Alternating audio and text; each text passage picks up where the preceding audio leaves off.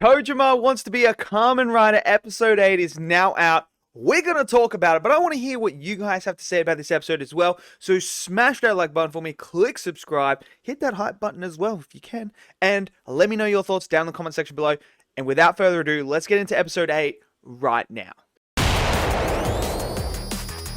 So episode 8 of Tojima Wants to Be a Kamen Rider is now officially out for you guys to go and check out. Can you believe it? We're already 8 episodes into this series. Now, I don't know. I have to double check if there's 12 or 24 episodes this season.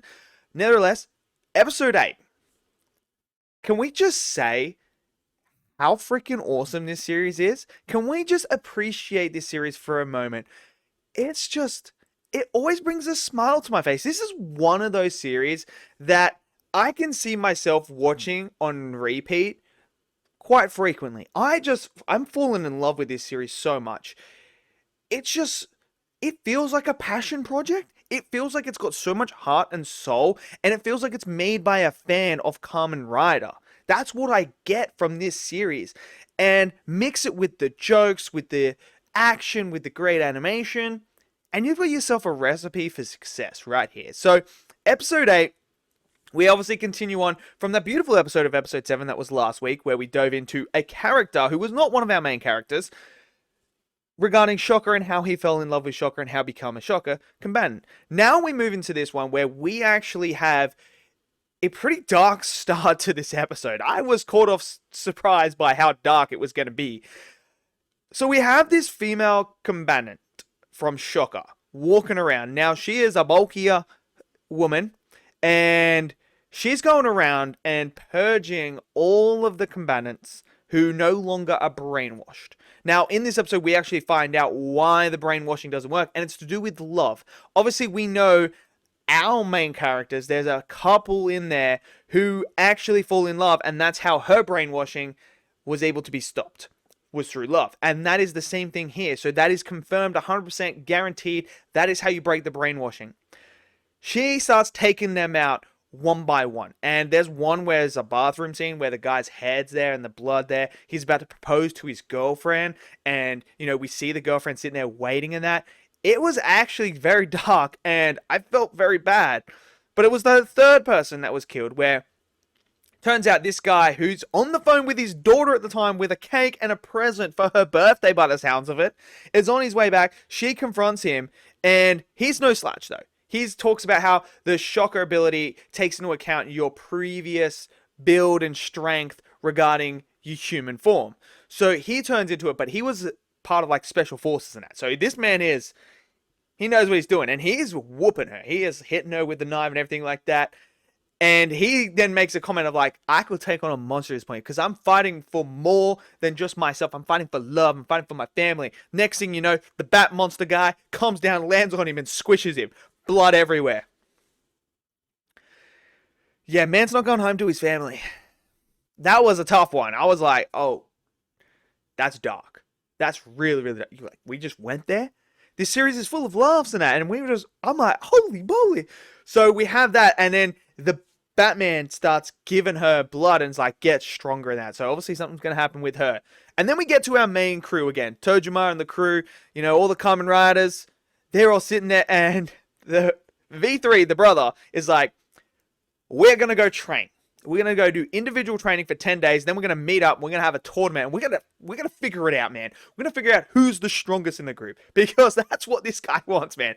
Because this guy, as you learn, is actually hating the moment that Tojima punched the monster and he couldn't land a hit. So he is out there to prove himself. So he goes to his training.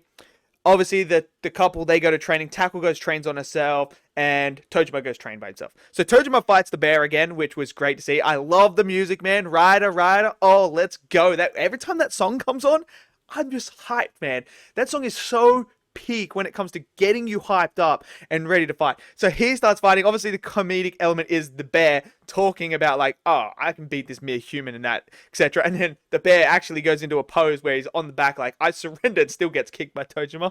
It's hilarious. And then Tojima's like, until next time. And then the bear's like, I ain't meeting you again. Game over. You kicked my ass twice now.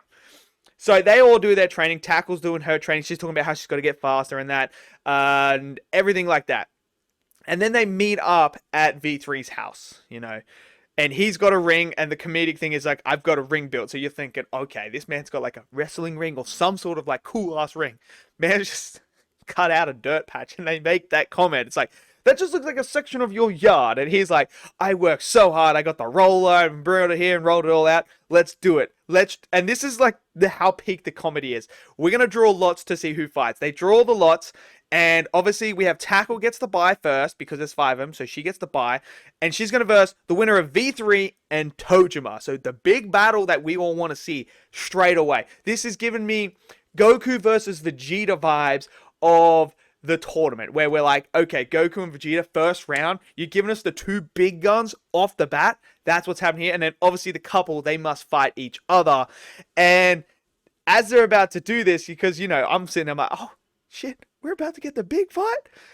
Of course, the couple, the female combatant is like, I don't want to fight him.